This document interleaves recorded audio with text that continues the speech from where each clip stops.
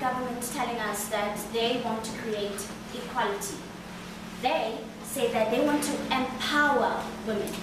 But what will exactly be the cost of this power?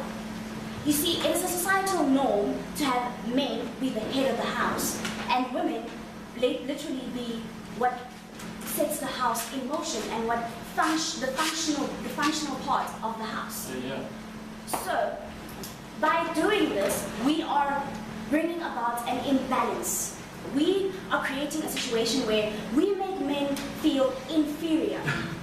Now, the problem with that is men don't deal well with inferiority. And what happens is you have men bashing on women. So basically what you're going to have is empowered women being beaten by their husbands because, honey, I can't vote because, well, my vote doesn't count if you don't vote, so you better go vote. So you will be having empowered women. Thus, you will be going against what you stand up for, which is equality. How will women have equality if they're being beaten by their husbands to go vote? No, thank you. And on that regard, I would also like to mention what you said about gender equality.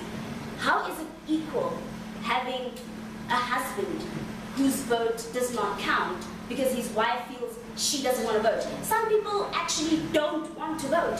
You have people out there who don't want to. It's not a matter of I feel, and democracy allows this. It allows a person the right to not vote.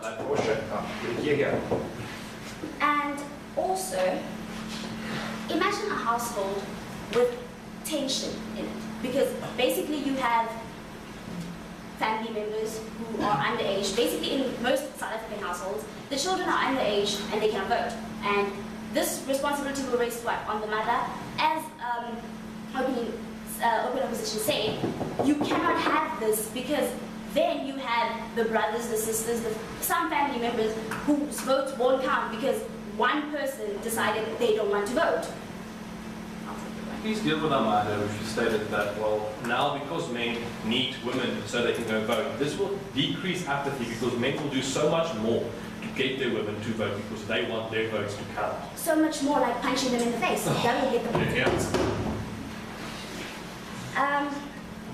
Also, I would also like to bring about the part where you said women are forced to feel lesser than the man. I don't understand how you say women are made to feel lesser. How do you make someone feel less than somebody else? And then you say that you want to make them, empower them by saying that, okay, because you feel lesser than your husband, we're going to take you and we're going to put you up here and have everything rest on your shoulders. And, yes. And do you think that if a husband punched his woman in the face, that he wanted her to actually go vote in the first place? If a man is trying to get a point across and basically nothing is getting to this woman who doesn't want to vote, he will hit her because he's not getting his point across. That is what happens in many societies. That is what leads to abuse. I will be taking your points. And also, Opening Opposition stated that this goes against the fundamental principles of democracy. Democracy also states that every person has the right to choose who governs them. So, if you say that men must have their women voting in order for their votes to count, aren't you taking away their right to pick who governs them? Because that takes it away in the sense that they will be standing there saying that, honey, let's go vote, honey doesn't want to go vote, or honey goes to vote, but honey doesn't also get to pick who she wants to govern her because she's been forced to vote. This also creates, this extends the gap that you're trying to fill. It makes them feel further and further apart. They're not working together because they want to, they're working together because they're forced to. How is this going to create that understanding that you want people to have in a household? How will that fill the gap? Because then you'll just be creating more problems, problem upon problem upon problem. Yes. Is there really understanding in a household if the man is beside anything and the woman nothing? What if they both decide? They can both decide.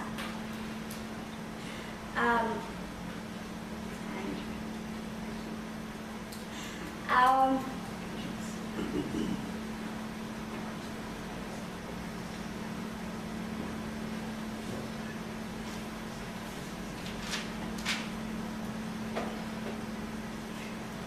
So make it for me, Ross. Summarize for me what you said. That's why we believe that women should be allowed the right to vote just as much as men should be allowed the right to vote.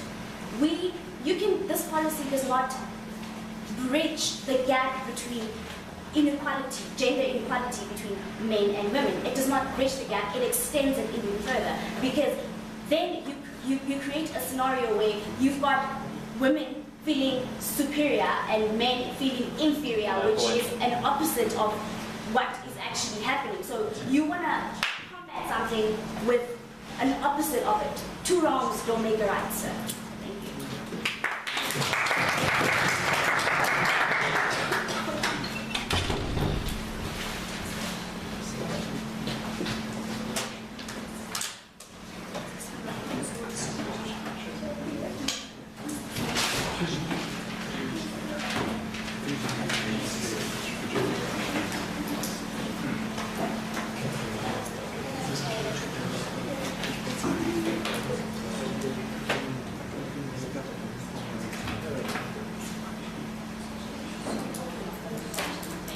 Thank you.